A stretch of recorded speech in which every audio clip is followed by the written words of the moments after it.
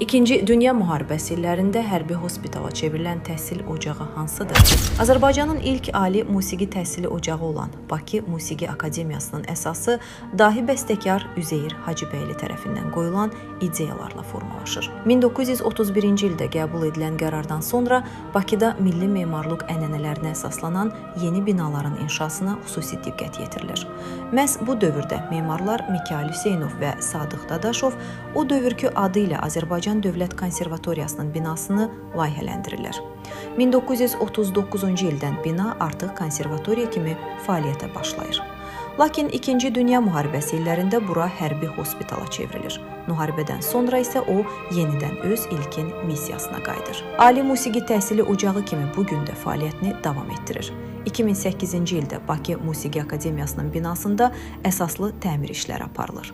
Təmir zamanı binanın tarixi memarlıq üslubu qorunub saxlanılır.